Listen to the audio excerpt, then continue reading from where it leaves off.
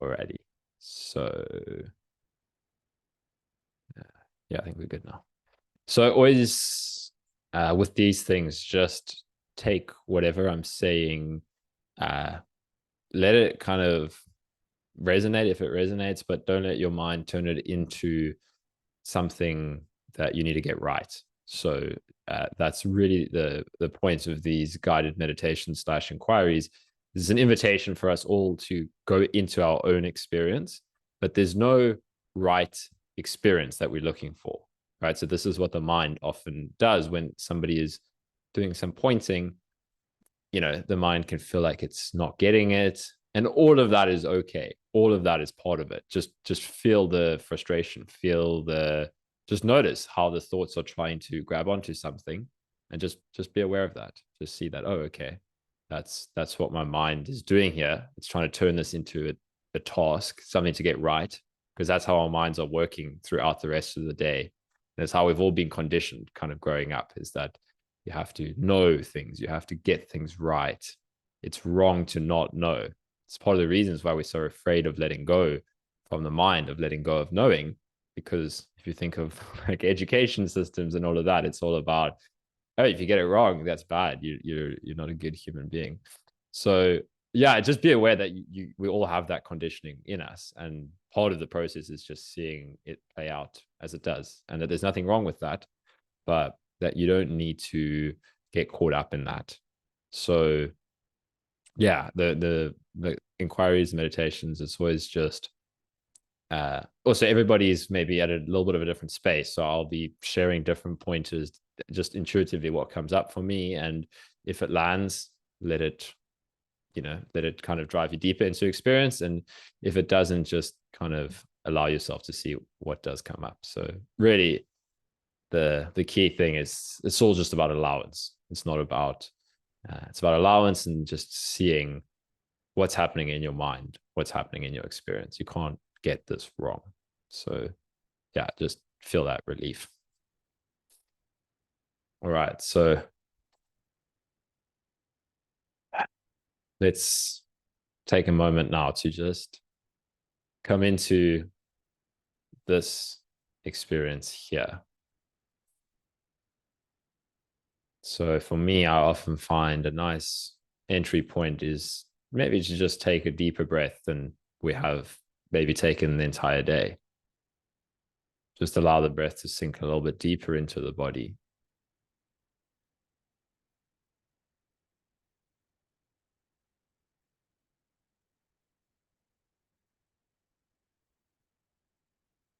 And then on the out breath, just see if you can invite a little bit of natural release. Notice how the out breath is already got that flavor to it when we just pay a little bit of attention.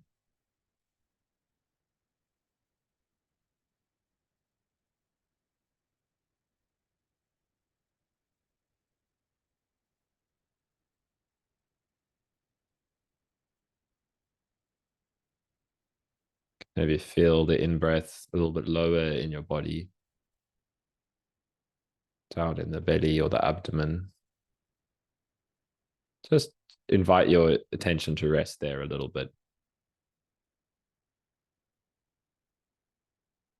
Notice that often, if we've been busy during the day, we get pulled up into the mind. A lot of our attention and our energy will feel like it's up in the head, and we'll feel maybe a lot of tension or blockage down lower in the body.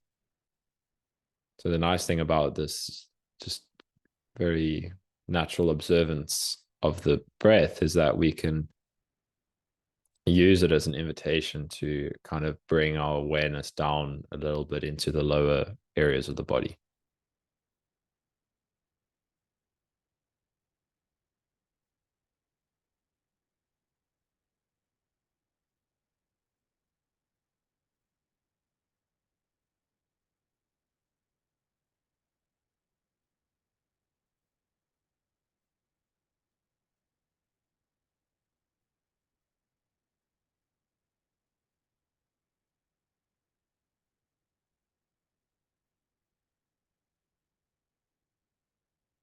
And just notice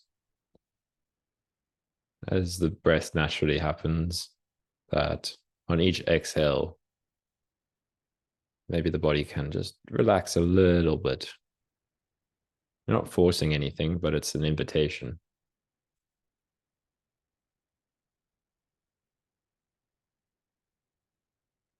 Can I just notice how the exhale naturally invites release?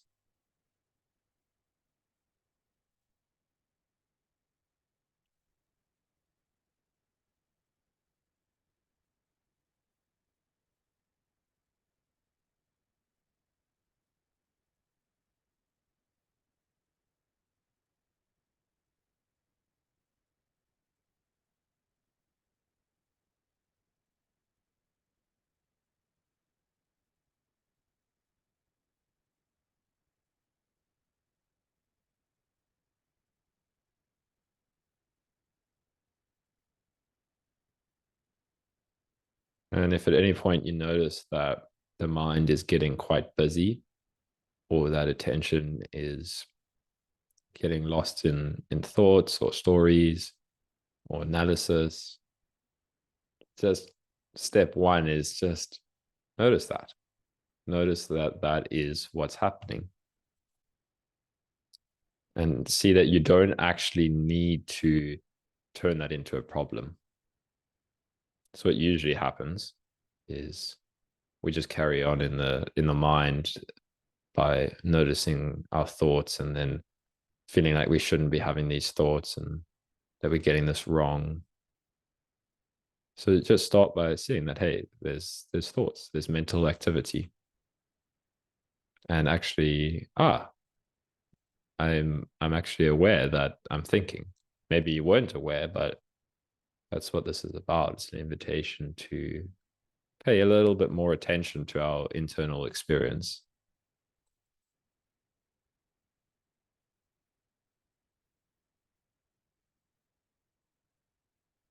And then notice that you don't actually have to do anything about the thoughts. You really don't. And maybe another thought arises. Oh, but there's still thoughts. I need to push them away. Or maybe that thought doesn't arise, then it's okay. But just notice that when another thought arises, you still don't have to do anything about it.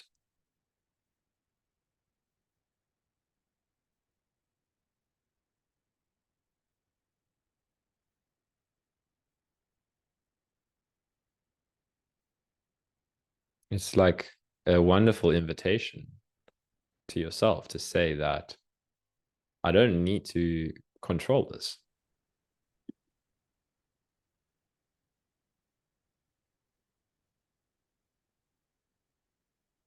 And sometimes what happens is then the thoughts that we've been trying to run from might come up, right? This is the reason that we push and pull with thoughts, is because we have beliefs about around what's a good thought and what's a bad thought.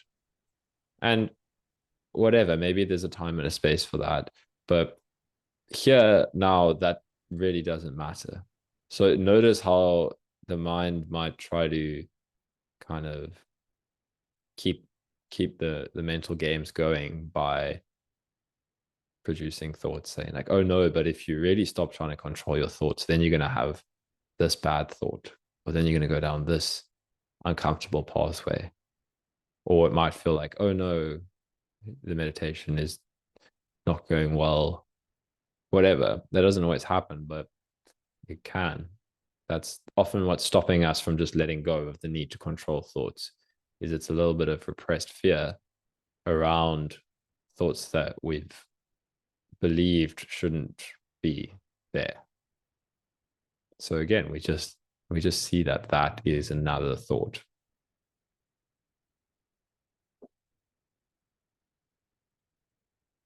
And again, realize that you don't have to do anything about it.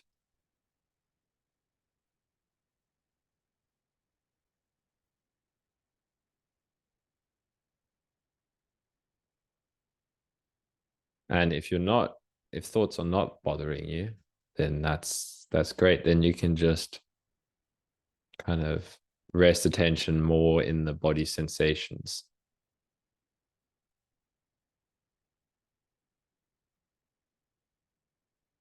with like a natural, curious, open exploration.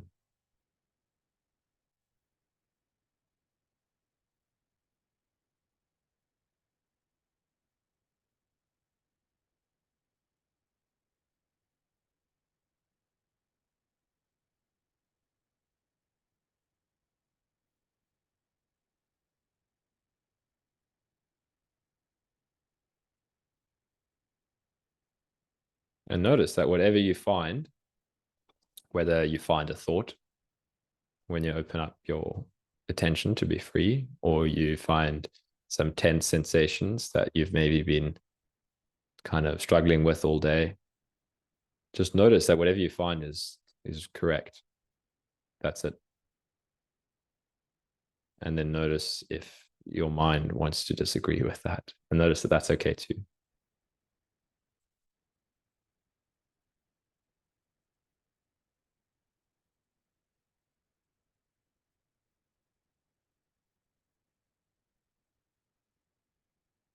It can be such a relief when we start to realize more and more that it's okay to actually explore the entirety of our experience.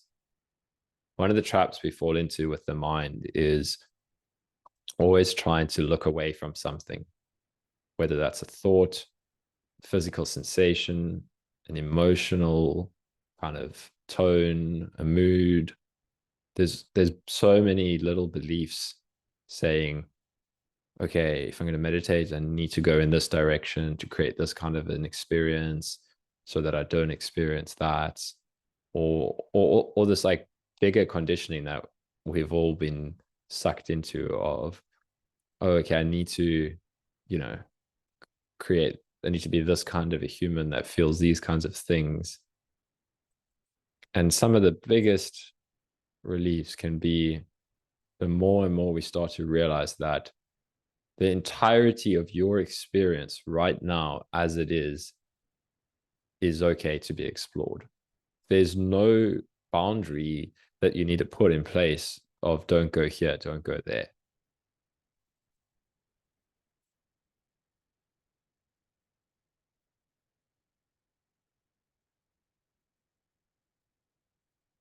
There's nothing you need to get away from.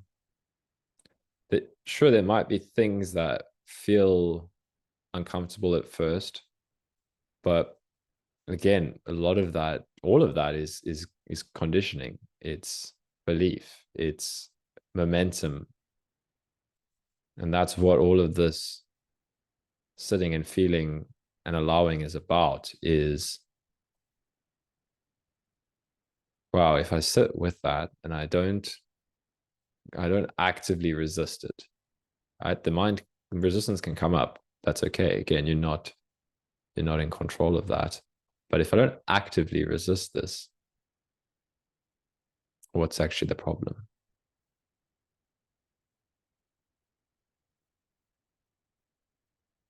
And then just notice if there's a bounce back into the mind saying, but oh, this is too much. I don't want to feel this. I don't like it. So, okay, that's the mind's reaction. Interesting. But actually, I can experience whatever I'm experiencing, and I can experience the thought saying, I can't experience this. So maybe the thought isn't really that true. Maybe it's just like a reflection that the mind is creating.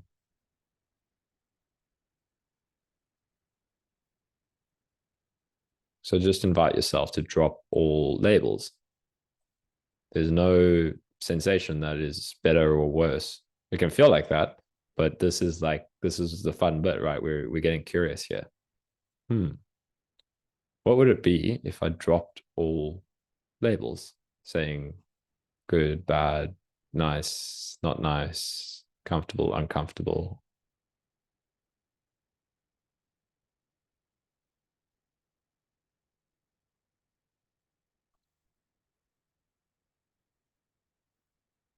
And sometimes as we do this, there is a natural relaxation in the body, but that's not something you need to make happen. And sometimes it's the other way around. Sometimes it releases some tension that needs to be felt. It releases something that we've been blocking up for a long time. Maybe it's some restlessness, maybe it's some agitation, maybe it's some, repressed whatever. So just realize that wherever experience goes, it's okay. It's okay if it feels like more pleasant and peaceful. You don't need to think, oh no, this is wrong. But it's also okay if it gets uncomfortable and restless.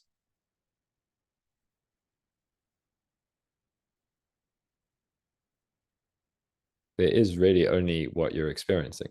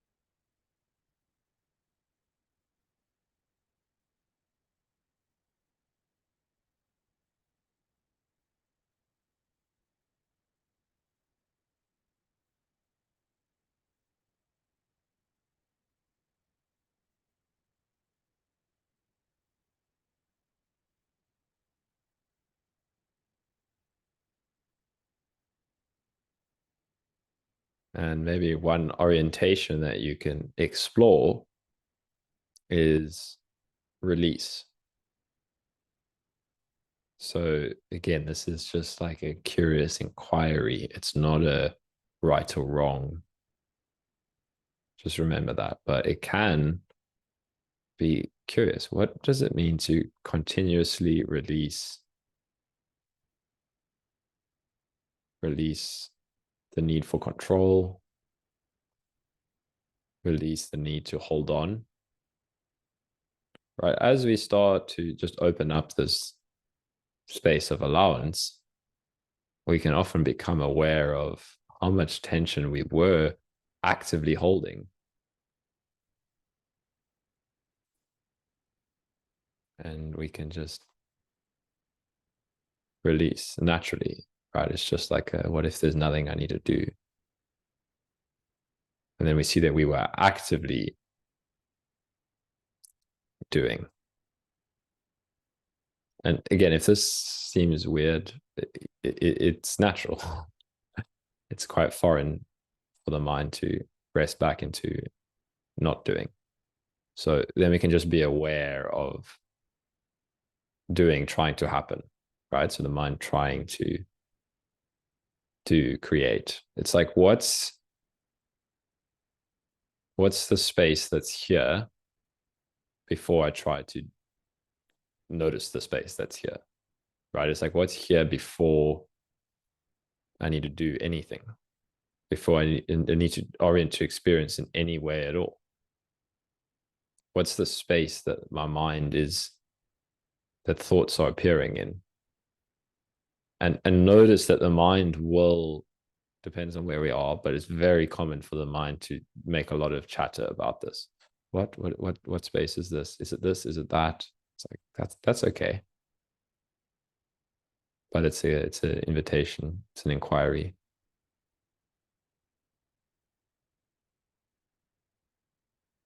And the key is that we're opening up to not knowing.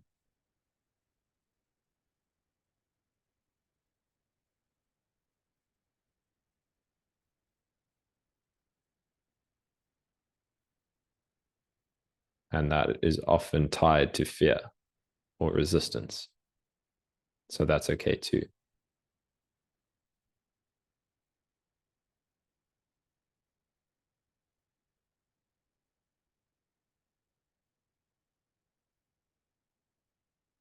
But what are you before you have to do anything? Before you have to be anything? Before you have to fix anything?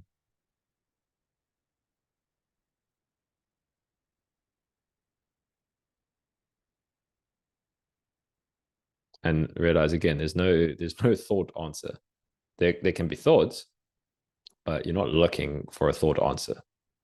There's no, oh, okay, now I know what he means. No, that's what the mind might respond with, but it's an invitation into a different way of experiencing. Right? It's an experience that's always here, but we cloud it over with all of the doing.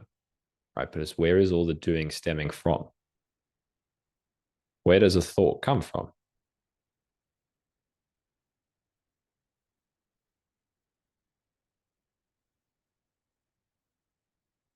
Get really curious.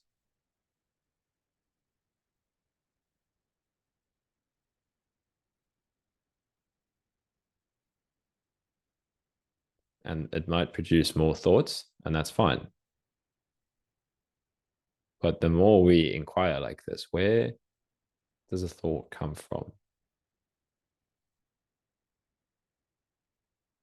Where does attention emanate from?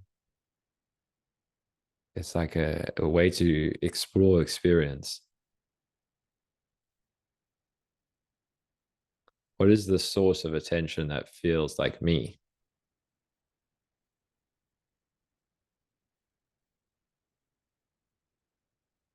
And notice this might stir up your mind, or it might get curious, or both. Doesn't matter. But it's powerful to look. It's really powerful to look and actually be curious.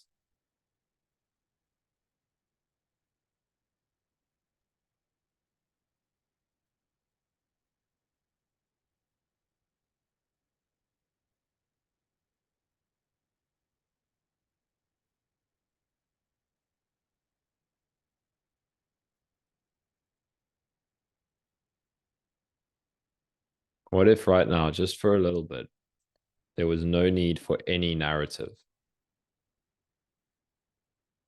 What would this experience be? There's no narrative. There's no reference to how you've been doing, what you're going to do later, where you've come from. There's no reference to any of that. There's no need for any narrative, any history, any future. What a curious thing. What would this be?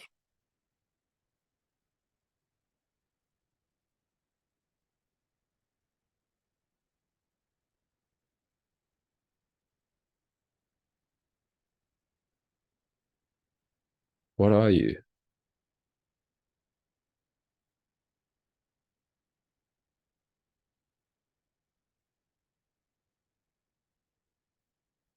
And it's fine if the mind goes, what? I don't understand. What am I supposed to be seeing? What does this mean? I don't get it. It's because the mind will never get it. It's not of that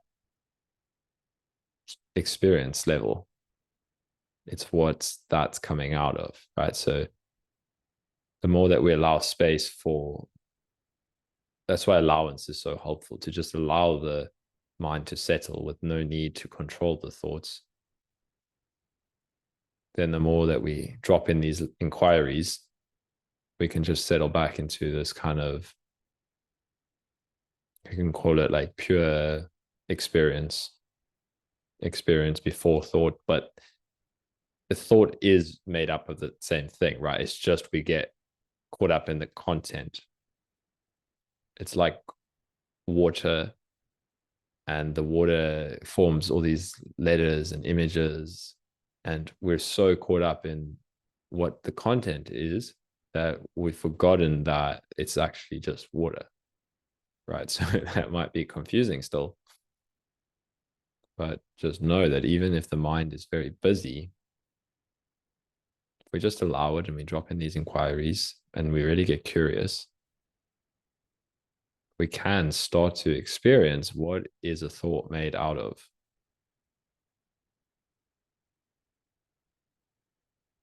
And I know how some minds will interpret this, because mine used to do the same, that it'll be like, oh, I've heard this so many times and I've never understood what they mean by this. And that's just the next thought, right? That's just the water forming into something else. What if you don't believe that story? What if you don't believe the next thought?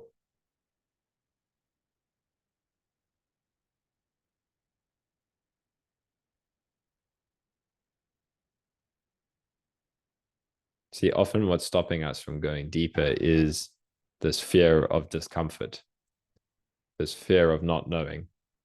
So we choose to grab onto whatever thought it is of, oh, I know that I can't do this. I know that I can't experience awakening or whatever. Maybe we've already had some shifts, but we can then still get caught up in the mind. So just be open to not knowing where this is going to take you.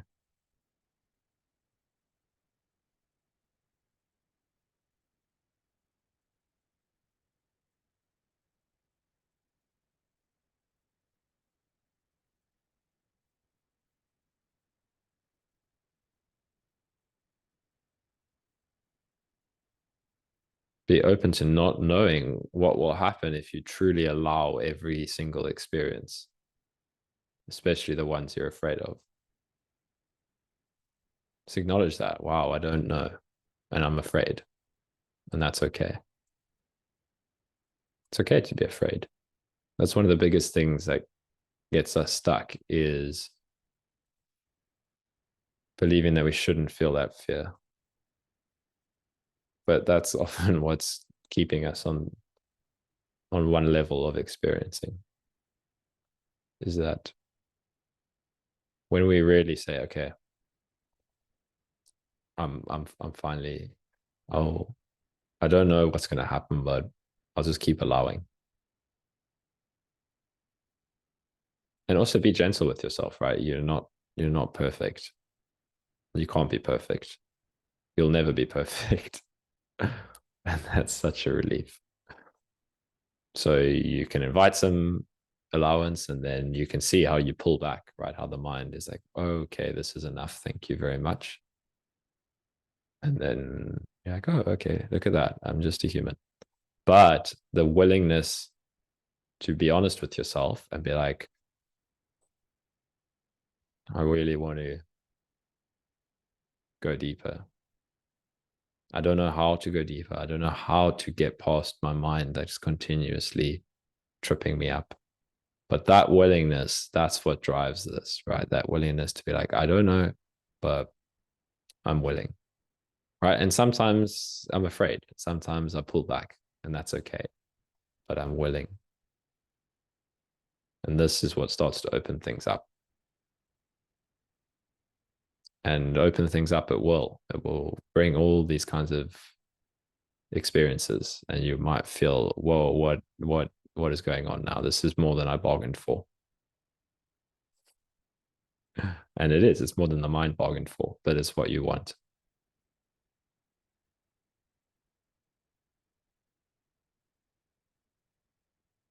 Freedom is the end of any need to have more of this and less of that. So you have to traverse every part of yourself: helplessness, fear, joy, all of it.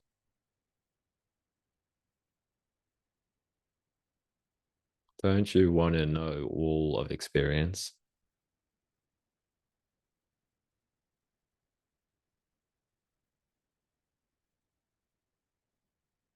Don't worry if you don't know how to do that. Just get in touch. Get in touch with the part of yourself that wants to go deep, that wants to know that it's possible for you to not have to suffer. It's possible, but you have to. The thing is, suffering is freedom, because the closer you look at your suffering, the closer you look at that which you do not want to experience, you have to feel it so fully until you see that, oh my goodness, it's made out of the same thing that happiness is made out of.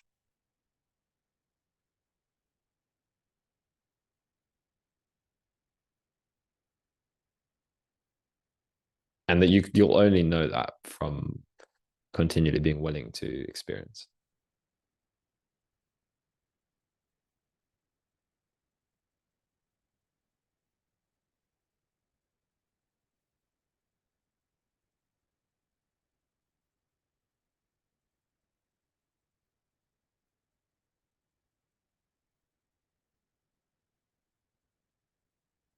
So be willing to let go. Really let go. Like letting go means when your mind says, I don't know how to let go, that you don't even grab onto that. When the frustration builds up, you just realize that you're not in charge. Let life hold you. It can, but it can only do that when you're willing to let it, when you come to the end of everything you feel like you can do. And if there is things that you feel like you can do, that's okay. You can do it. There's no need to feel guilty about that. But when you come to a space where you don't know where to turn, then you're in a good space to let go. You're in a really good space. It's so funny. The mind will say the complete opposite. It will say you're in a really bad space, but tragedy and disruption and things going the opposite to how you want them to go opens up these deeper possibilities. But it will have to disrupt who you thought you were, what you thought your life was going to be. And if you cling to that, you're going to struggle. And it's natural. You will do that. Again, you're not perfect, but it's just the more you see it, right? The more you see it, and the more tired you become of playing that game. And often you only become tired of it by playing the game until you like, okay, I don't know what I'm going to do, but I'm ready to let go on some other level. And I'll face what I have to face, and I'll feel what I have to feel. But I know that deep down, I have to let go.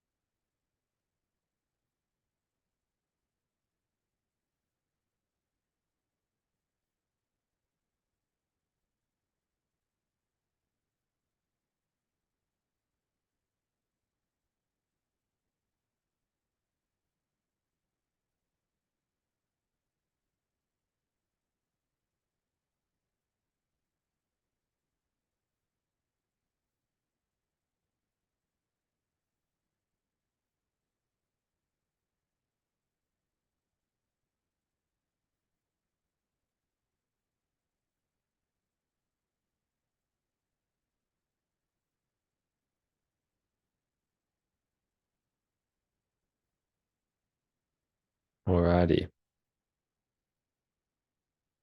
So we'll can now maybe just take a deep breath, and doesn't matter what happened for you there, doesn't matter what came up, just that willingness to sit, to to face yourself, right? To put away distractions and to be in your experience, and whether it opened anything up, it did exactly what it needed to do. That's the beautiful thing, right? Whatever your mind did, whatever your body felt, whatever emotions did or didn't come, doesn't matter. You were willing, and just acknowledge that, right? Acknowledge that. Nice.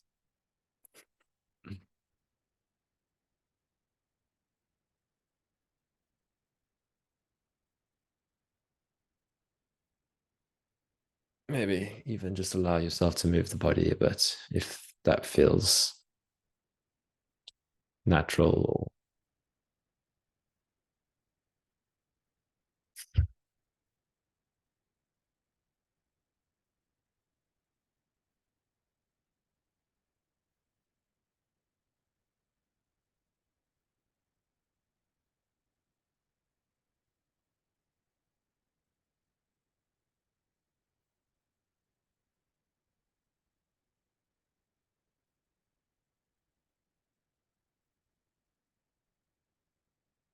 All right, so now we'll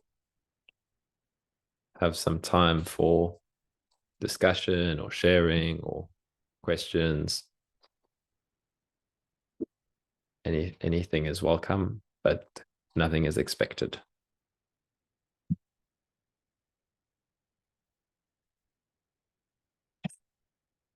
Hi.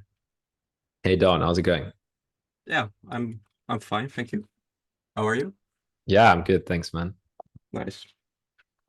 Yes, I'm still quite new to this whole concept of awakening, Yeah. but I think I'm finally trying to understand how awakening connects with chronic illnesses like long Mm, COVID and other things. yeah. Because correct me if I'm wrong, but you can basically, if you are more into the awakening, then you can see through all the negative thoughts the mind produces, and that means that negative thoughts no longer make you feel less anxious then, and that will eventually mean that the symptoms will subside, right? Yeah, exactly. And another way of putting it is like you can start to see where all of the struggle, suffering, and problems are arising, and it's in the interpretation of the experience, Mm, right? It's like yeah. so that exactly that. Like you can see that the more that we start to explore this, that wow, all of my suffering is actually happening on the thought level, right? But we're so that's kind of what this awakening is about initially, is realizing that we can actually experience life not through the filter of the mind 24/7, right? The mind saying that this is bad, this is uncomfortable, this is what I should or shouldn't be feeling. And you can It's fascinating how much we are I don't know how to put it, but how much we are, yeah, putting stress on ourselves with our mind. exactly. Yeah. And I have realized this week that if I look back to my long COVID journey for the last couple of years, that every time when I have a big flare up or anything else in that trend, then I keep myself stuck in freeze mode because, yeah, that's mostly because I can't seem to handle the thought that I might be relapsing or be mm, in a mm, or in a long or that I am in a long yeah. flare up or anything like that, Yeah. and that prevents me from making progress in my recovery. Mm, yeah. So And yeah. all of like the relieving thing, right, is that it's really about seeing all of these parts of ourselves that make us struggle, like and it has to like become clear, right? So like you're saying, like seeing how all of these thoughts make us feel so stuck and so struggly. That's the Mhm. only way we start to let go and realize that, oh wow, like this way of being is really making me, suffer, like the way that my mind is interpreting everything. So that's like the first layer of awakening, is really just seeing how much the mind is making us struggle. And it can be, yeah, it can be surprising, it can be whatever, right? For different people will interpret differently, but we first have to see that. And then the more we see that, the more we get curious about, and it depends on what resources we come across, but a different way of being, right? Can I actually let go of that? And the beautiful thing, like this is what I love to share with people, is the beautiful thing is that it is entirely possible to no longer have to live in this world of, thought and control, right? Control is so key, like you said, like the need to get away from that thought that is saying, uh I'm gonna stay stuck in this relapse if I have that thought, right? It's okay. We can notice that at first, and the first stage is often not clinging to those beliefs, but then eventually seeing that, wait, I don't even need to do anything about that thought. It's just something in my experience. It's just a thought, right? And Yes, that, yes, yeah, exactly. Yeah. yeah. Yeah, it's just crazy how much when I'm finally able um to see that my thoughts create the symptoms, then I can be symptom free for like 30 minutes and then the symptoms will Mm. slowly come up again. But it's just crazy. I haven't had that in like 2 years. Mm. Yeah, and it can be, yeah, like you said, it can be so great when we see that, but also realize that it's okay that when like this kind of happens often in like fluctuations, that then the Mm. symptoms will come up. What the mind often does is it will say, oh, I created these symptoms with my thoughts. And it's like, sure, the relationship is sometimes both ways, but often what also happens is as more difficult symptoms come up, the mind gets busy again, and then we get caught up in the thoughts. So it's to kind of realize that it's a natural thing, right? Like I'd like think of it like this: as symptoms arise again, that will push us up into the mind. But often we see it the other way around, that the mind created the symptoms. And it goes both ways. But just to realize that whether it's thoughts that are catching us again or whether it's symptoms that are catching us again, it's not really us that's done anything, right? That's the mind that's thinking it's in control. It's like, oh no, I did it right, I did it wrong. Again, it feels like that at first, and it can be useful to explore it like that, but it can often be helpful because the thing is, the mind, we can often just get a little bit stuck in feeling like, oh no, now I'm caught up in the mind again. When we start to realize, like, oh wait, that's another thought that's just coming and going on its own. Yeah, Yeah. I think exactly that is keeping myself stuck. At Mm. least I that was keeping myself stuck. Yeah. Yeah. And it's just about becoming more and more aware of it, right? So the more we just Mhm. practice noticing thoughts, right? Noticing, oh shit, that was another thought, right? I was thinking that thought was me, right? The thought saying that, oh no, now I'm doing this and I'm doing that. And the more we see, like, oh wait, that's another thought. That's another thought. And it just takes some practice. But the more we see it, it opens up to like, oh, okay, there's just thoughts coming and going. But the reason we stay on that level so much is because it is to avoid things that we're afraid of feeling. So it goes both ways. It's like as we start to notice that, then we have to be willing to feel into fear and emotions and those kinds of things as well. Yeah. And in the later stages of recovery, for example, when you were almost recovered, did you have like weeks did it really go well? Like you had a lot of releases and that kind of stuff? Yeah, exactly. The more for me, it kind of went like, the awakening and recovery were so hand in hand.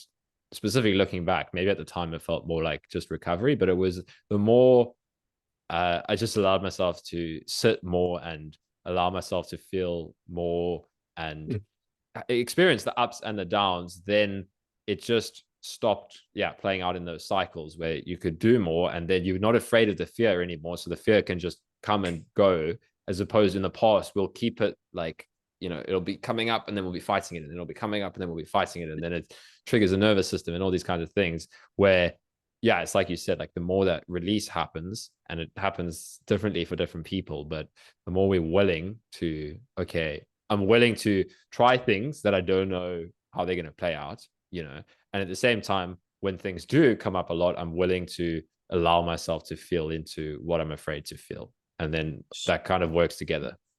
So basically stop fighting. Exactly, right. It Yeah. becomes so simple, but Yeah. you'll see that as different things come up, fighting comes back, right? So we have to Mm. keep seeing that, and then it's like, Yeah. oh wait, I'm fighting again.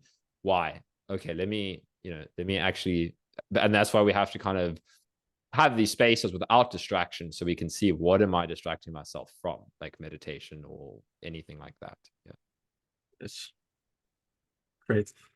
awesome, man. Love it.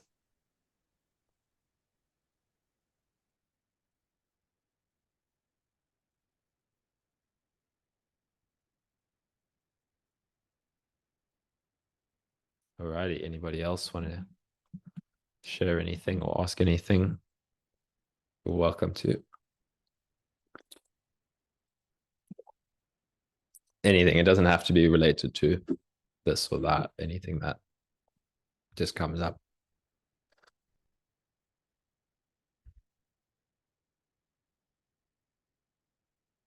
Don't let your mind tell you it's like a silly question or you'll be making a fool of yourself. It can often just be helpful to like let these things hear yourself say them, and yeah. But yeah, don't feel obliged either.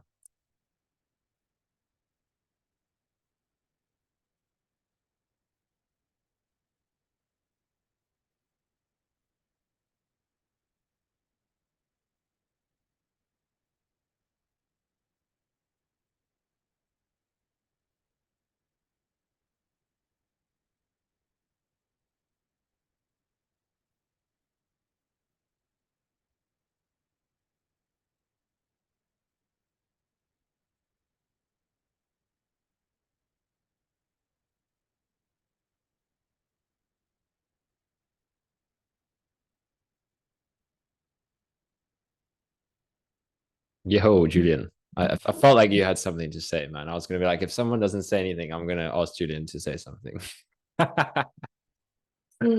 Alrighty. No, no. Thank you very much again. I just want to share something Mm, what I experienced today. I'm in the clinic at the moment, and here's a group therapy, and this was the first time when I felt like my story and didn't just tell it. I felt it and was so close to cry. mm, Um, and immediately I felt how my symptoms built up but also went away for right. minutes or hours. Like for example, my you know how my smell and taste issue is my biggest problem, Mm, and I felt how how all the pressure on my body like went away for some minutes, and I could smell and taste again for minutes or hours. yeah, So I know that this is the way, but it's very hard for me to find these windows where I yeah, can feel it, where yeah, I allow myself to feel it. yeah, Just looking all the time for these windows. They are yeah, short, small, but yeah. today I found one. What was it? Did you say it was a group therapy or what? Yes, group therapy, and the last weeks uh, yeah, I wasn't that open. I just I felt like I hold my all my emotions, but today I couldn't. It just happened for no Mm, reason. Just want to say that for me it's clear that coming in this emotion is relapsing something, but yeah, still hard for me to uh, yeah, to find this emotions or to let it go. But today was mm. maybe first step.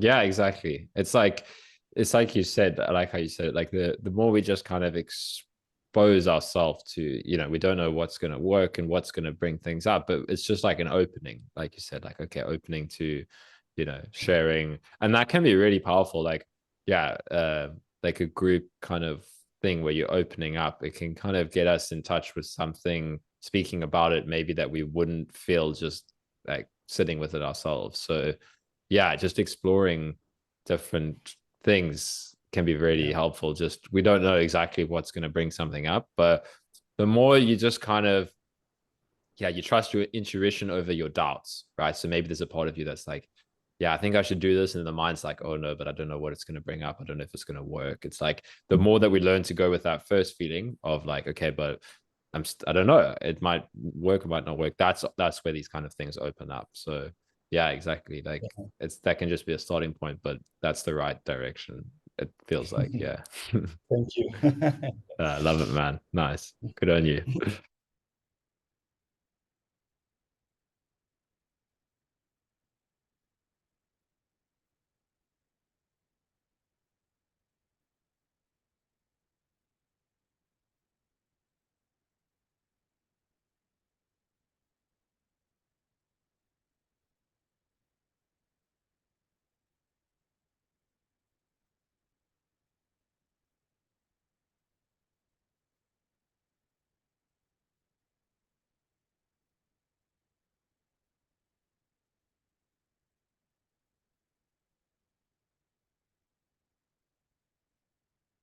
Yeah, I can also talk about anything if you guys want. I can share as well. Susan, were you the one that asked me in the comments about, I'm trying to remember, there was something I said I would speak about. Was it the fear of death thing? I think it was. Can you hear me? Hey, how's it going? Hi.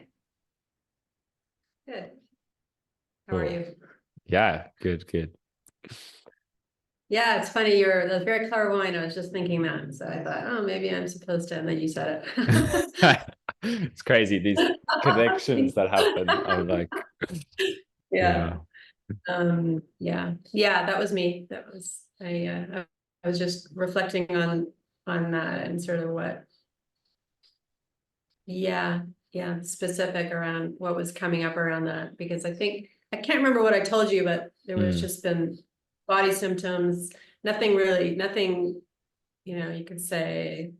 I mean, yeah, there was one solid diagnosis maybe a year ago on like a thyroid malfunction or something, but Yeah.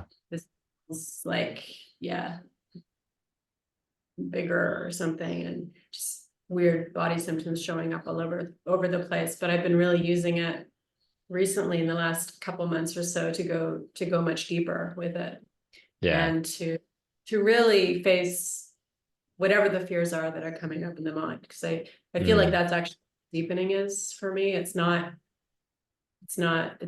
longer in the direction of trying to manage or control or that sort of thing. That actually feels more like been there, done that, but it never really led to deeper satisfaction. And so now's the time. I feel like now's the time to really go for it, you could say, and really use it full on.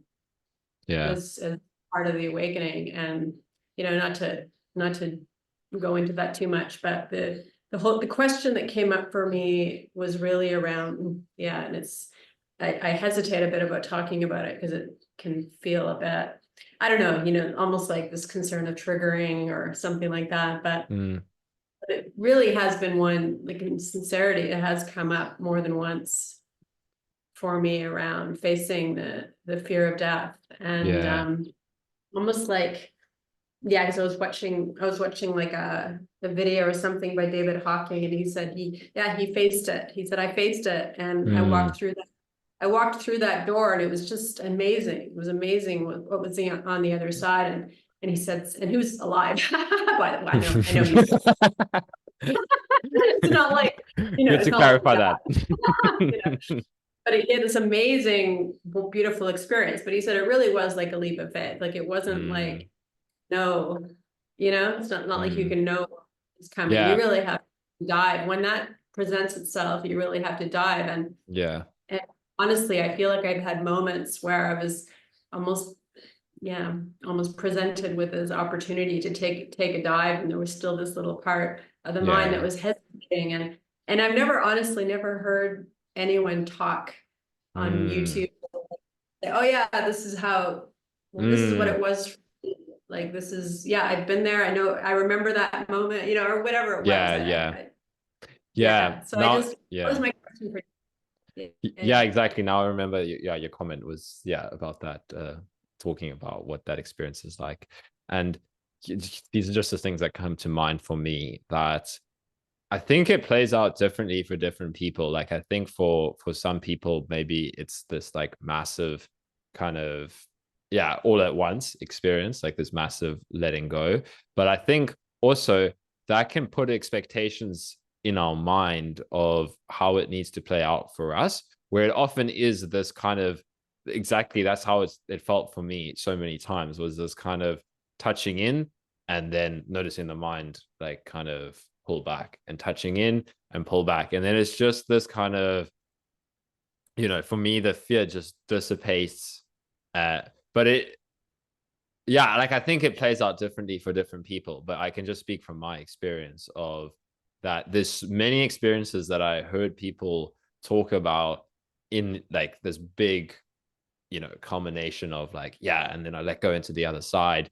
And I would, in my mind, would say like, oh yeah, I haven't experienced that. And then I would maybe talk with somebody like that's in that place. And then we would realize that, hey, we're actually kind of in the same place, but it didn't play out the same way for me that it played out for them.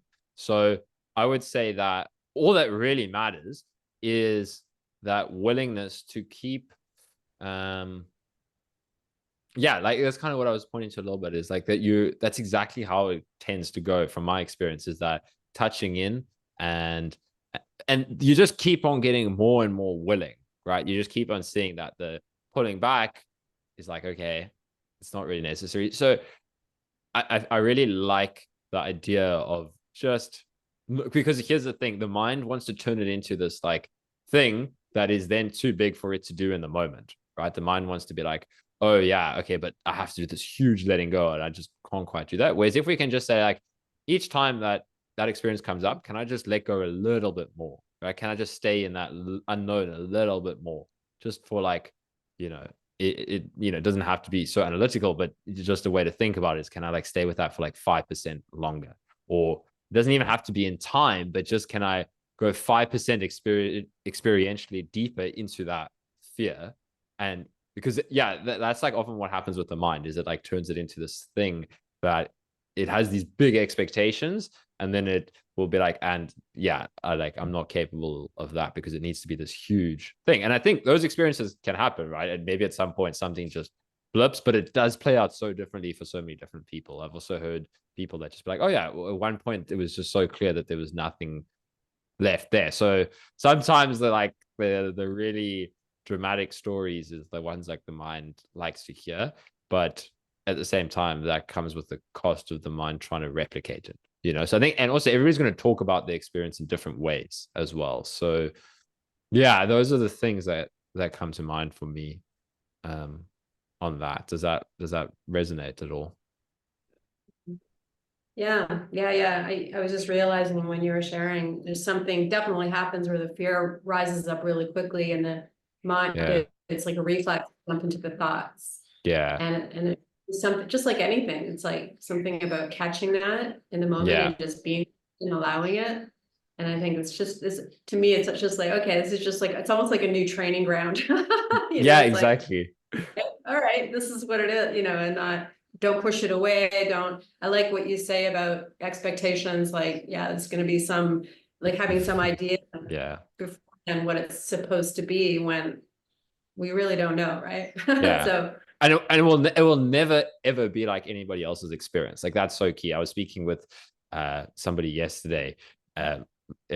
She's very deep down, and like I realized that then we were talking about some of my experiences, and as soon as I said them, it wasn't exactly how it felt for me, because you can't actually really talk about it. So as soon as we hear like David Hawkins' experiences or anybody that we resonate with, their experience is never like, when that experience comes for you, you might only realize it 6 months down the line that it's like, oh yeah, this is probably similar to maybe what Angelo or David Hawkins or anybody was talking about, but it wasn't what my mind thought it was going to be. So that's just helpful. Like all that really matters is what's coming up for you. And then, like you said, just this kind of, it is really just seeing how long can I stay with that, or if I do bounce back very quickly, can I just kind of let go a little bit again, and then notice that even the mind that's kind of thinking about how the experience needs to go, that's again going a little bit away. That's trying to go back into the known, which is going to happen.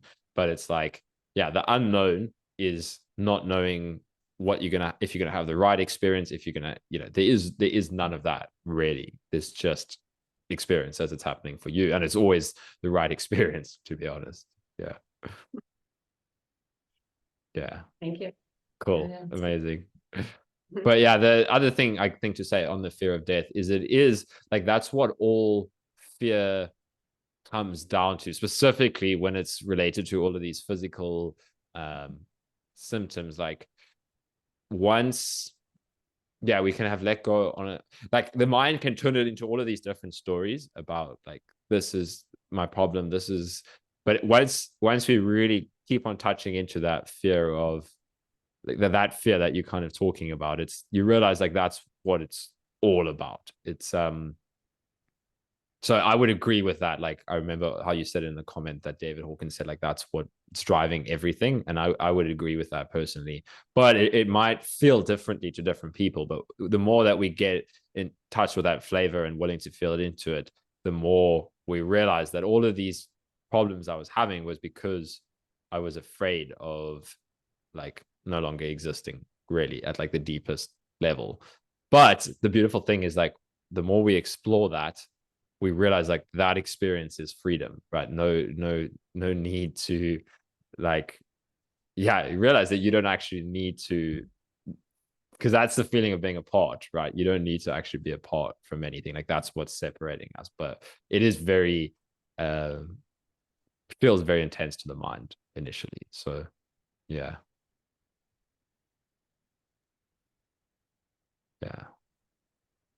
And it sounds very intense to the mind as well.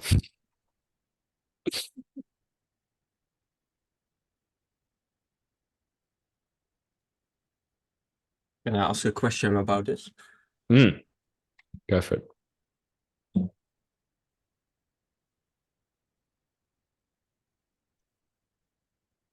I don't know if you heard me. Yeah, you can go for it, Don. You're just on mute, so I'm not sure. Oh, yeah. That's basically shadow work, right? What you've just told. Yes, exactly. Like, when I talk about shadow work, or, you know, I like the term because Angela used it and it was very helpful for me. So like, different people will talk about it differently, but yeah, shadow work is now seeing like all of these, exactly that, like these fears, Working on inner traumas. Exactly, right. So we can often have these like big releases and you know, like awakening, like shifting out of your mind. And then there can also be some, yeah, intense stuff that comes up. And that's why it's so helpful to know that nothing's gone wrong. Like, the mind often interprets it as in like, oh, okay, now I'm, you know, I'm going backwards. I'm in a bad place. I've lost my clarity or something like that. So yeah, that's like the shadow work phase, and it plays out very differently for different people as well. Like, this is the interesting thing with talking about the chronic illness space and the awakening space together, is you start to see how, like, some of the shadow work, like exactly what we're talking about, these like fear of physical health and death and all of that, only really comes to the surface with something that will trigger it, right? Otherwise, we don't really get in touch with the shadow material. So So working on inner traumas or shadow work is, in your opinion, paramount for long-term recovery? well, the thing is, you'll just like, it plays out very differently for different people, right? So some people come into the awakening space through illness, and some people have awakenings, and then part of the shadow work is now all this stuff around physical health. And yeah, it plays out differently. But the key thing with the shadow work is, like, life will bring this stuff to the surface for you. Like, that's the key, is like yeah, so working through the trauma and all of that is important, but it plays out more naturally than the mind realizes, right? If we're just honest with ourselves and what we're feeling, then we will start to see all of these things about ourselves that come up. And again, it will be interesting how life events can also play out to bring these things to the surface if they wouldn't have come out on their own, if that makes sense. Yeah, that definitely makes sense.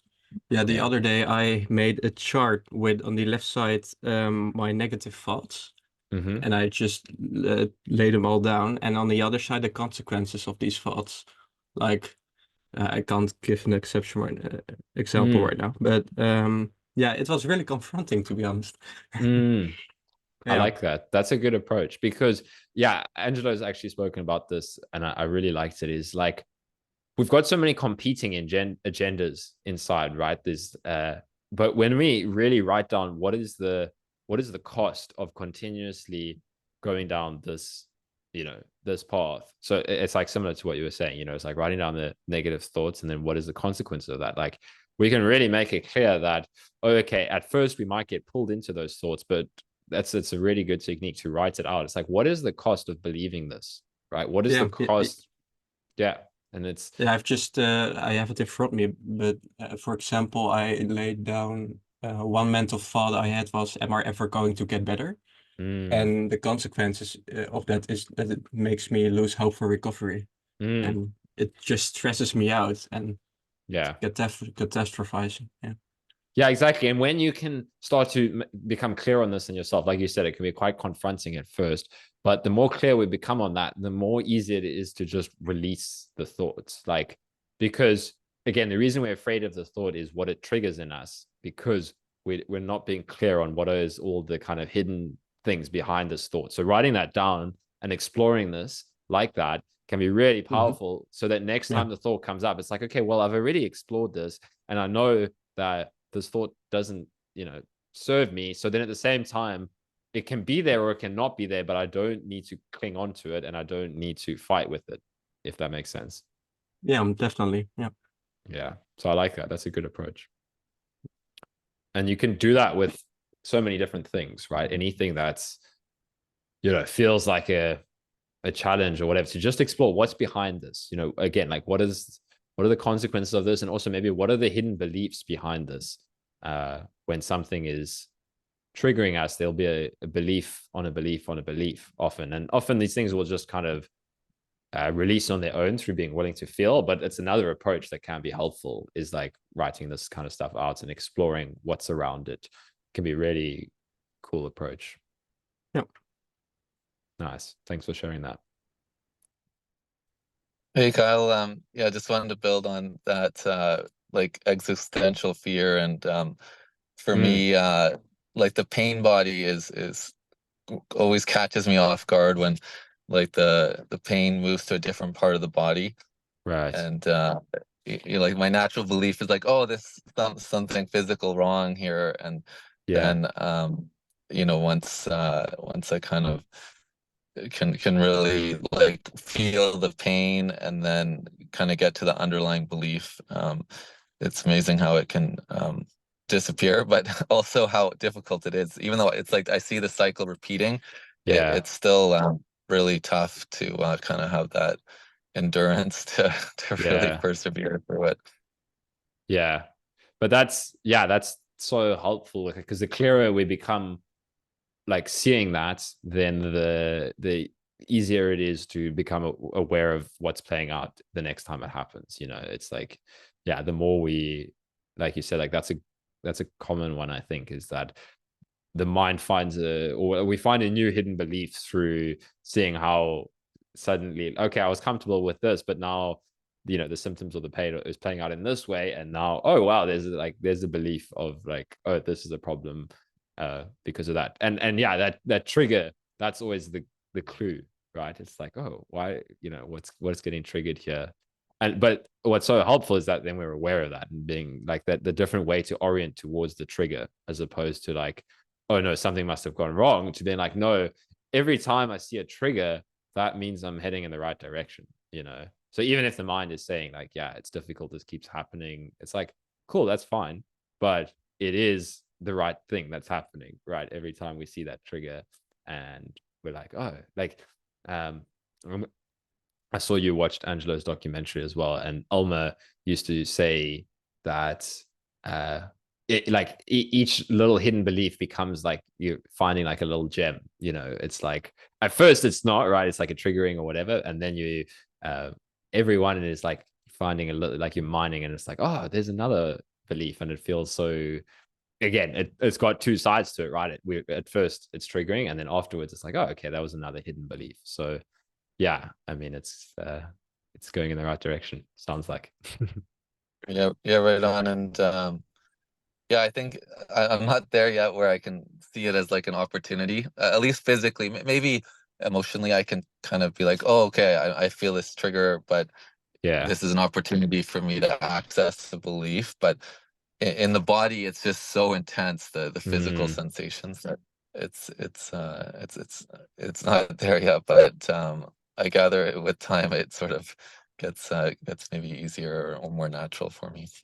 Yeah, exactly. It does. It really does. Like because we start to see how it plays out, right? Like that old conditioning of like, oh, this is bad when the body reacts like this. It just becomes clearer that, oh, that is actually good. Yeah. So yeah, even if it doesn't Even if the entirety of us doesn't feel that way, it's clear to me that like a part of you knows that, you know. So then it's just like that kind of strengthens the more that you see how it plays out when and it's absolutely fine as well, like whatever it brings up, right? If it brings up like frustration and anger that this is playing out, then maybe we had some repressed frustration and anger or whatever. But I do find it's a funny thing, like even when we're doing the shadow work, I do find it is helpful to just keep that in the back of our mind as like a, you know, it's not like choosing a positive thought over a negative thought, maybe it slightly is, but just that reminder that whatever I see is good, like it is what I need to see, right? And that can be helpful when, especially when the mind is like turning it into like a problem, is just reminding ourselves that, you know, is actually something we can actively remind ourselves. It's like, oh, this is good, this is what I need to be feeling. And at the same time, we can feel the frustration, we can feel the helplessness, we can feel that entirely, but we can also know that that's good, that's how this awakening process needs to play out. If does that make sense? Yeah, that's interesting. Like I know I've suppressed anger, and it's not an emotion I'm used to feeling, but Yeah, with the pain I had once, I did be like, oh my gosh, this is anger. Like I've never felt this intense sort yeah. of feeling. I was able to make that connection, and but yeah, it's such a foreign thing for me that like naturally I just try to push it away, and then Yeah, when I finally just like felt into it, then I got a little glimpse of that. But yeah, yeah, I mean, a whole lifetime of that obviously is not gonna, you know, get released in one evening. But yeah, it's kind of exactly. to see that. Yeah. And repressed anger, I find in the chronic illness space, it's interesting, it keeps coming up, like how massive that is as one of the, I feel like it's people that have whatever conditioning or personality types that they learn to not be angry. It was the same for me, right? I was never an angry person, but that label, I was never an angry person, just means that I was a person that learned to repress my anger. And it can be so relieving, again, and it can take time, and we can't really force this to happen, but it does happen the more that we go into the body, to realize that, wow, I'm allowed to be an angry person. Like that's a belief that we didn't realize that we had. Or for many people, it's like that. It's like, oh wow, I actually have the right to feel anger, right? I don't need to be a dickhead, but it is actually like, this is the hidden belief there. It's like, I'm not allowed to get angry when someone, you know, steps over the boundaries. Where that's kind of the shift. Once you've done a lot of this emotion work, you start to realize that your relationship with anger can change, and it can, you know, again, there's some people that are on the other side of the spectrum where you abuse your anger, but that's generally not the case. Yeah, I always find it's the other side where it's repressed anger. And you do find that it's, again, every emotion has its kind of use. And once we start to get in touch with these old emotions that we repressed, it can feel really good to be like, hey, I'm actually allowed to feel angry. Like if somebody, you know, does something to me, sure, maybe you react however you react in the moment, but it's actually okay. You know, I feel like, especially in the spiritual space, that anger is so like misrepresented as like somebody who is deep in awakening doesn't feel anger. Whereas, you know, maybe anger does kind of fall away, but it falls away through like allowing yourself so fully to feel that anger, to be like, yeah, I see so much anger repression in spiritual communities as well, that anybody that you know, expresses anger in a healthy way is suddenly not you see it on like in some spaces, the way some people interpret that. But yeah, it's a big part of this is like, you know, anger's good. Yeah, no, I really appreciate the you relating that to boundaries, because yeah, Yeah, like for me, like anger is like kind of the response to someone violating a boundary. And um you know, if you repress that anger, then yeah, people take advantage of, you know, your boundary. And yes, exactly. uh yeah, I've heard the phrase issues in your tissues, right? Like it will have a physical manifestation Yeah, if that's like a lifestyle that you've adopted. So yeah, that's the thanks for kind of sharing that. yeah, you're welcome. That's exactly why I find repressed anger is so linked to like people with these kind of chronic illnesses or these pain, like these intense pain bodies and symptoms and stuff, is because it's the type of person that's let their boundaries being violated for too long. And then eventually the body is going to respond and be like, okay, the mind has learned to repress the signal that was telling me to set boundaries. And again, that can be like, that doesn't mean that we were wrong. It just means that maybe the childhood situation that we grew up in, we were forced to repress our anger, right? This is generally how it happens. Like a child is, because when you get angry at an adult, they can mess you up, and you learn like, okay, I can't actually be angry. I have to kind of submit to their, what they want me to do, even if a part of me is not what I would naturally do. So this is kind of what happens. So that's also helpful to realize, is that like, okay, anger repression probably started innocently, but then it was something that we got stuck with, right? And then we carried on playing that out through our life, and eventually it got too much for the body. And then that's the beautiful thing of learning to come back into touch with anger again, is that you feel like you have this right now to actually set your boundaries. And it takes some practice, right? Again, it's like the more that we learn to feel into these spaces, and it's the funny thing is, it's scary at first, right? This is how it played out for me, was like, there's so much conditioning as well, being like, no, it's wrong to actually set a boundary here and to do that, because of how much conditioning there is in the spiritual community and just in life in general about being able to set a boundary. So yeah, the overlap And I think it comes yeah, back to the fear as well, right? Like, yeah, from childhood, your fear of, being abandoned and starving and dying, or like, yeah, it's, you might not originally connect like why you're not enforcing a boundary, but I yeah, agree. It kind of comes back down to the fear. And so if you can get to the root belief of the fear of, whatever, dying or being abandoned or what have you, then you can address that, and that's kind of the root. yeah, that's a really good point. Yeah, exactly. Like, we can just ask ourselves, like, why am I afraid to put a boundary here? Why? And it's like you said, it will be like, well, I'm afraid of, I'm going to be abandoned by this, and then we're afraid of that feeling. But once we explore that, and again, it can take time and willingness to keep coming back into that. But that's exactly it, right? The more that we can get to like, okay, but why am I afraid of this? And then it will reveal again all these root fears, and it will reveal the sensations around those fears as well. Like, it'll play out in the body as well. Yeah. Yeah, awesome. That was good stuff.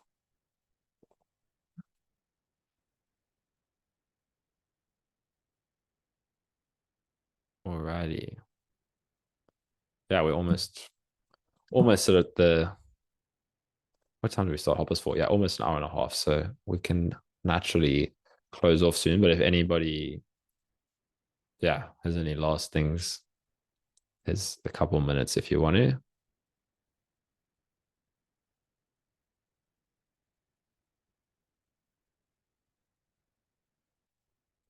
Otherwise, if no one's got anything, then we can just do 5 minutes of silence.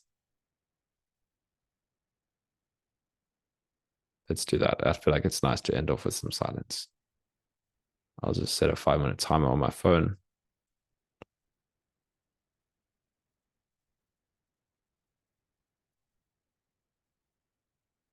Okay, cool. 5 minutes of silence starting now.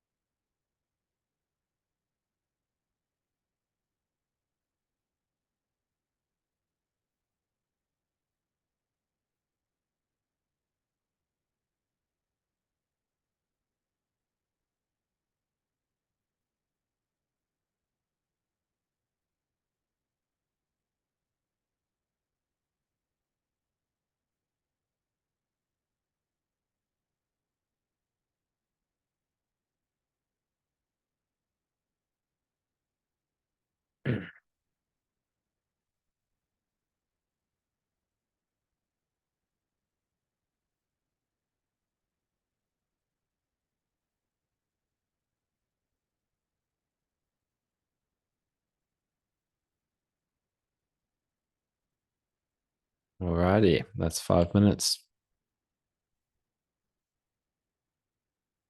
Cool. Well, thanks everybody for joining as usual. Appreciate everybody that came up here, and yeah, whether you shared or whether you didn't share, it's great to have you here. And yeah, I'll see probably another one next week, same time, but sometimes I'll skip a week depending on what's happening. So just keep an eye out to see what I post on YouTube. And I'll also put the recording on YouTube publicly, as long as everybody's okay with that. So if you want to catch the recording, that'll be up there as well. Alrighty. Cheers, everybody. All the best. Thank you so much. Much love to all of you. Cheers.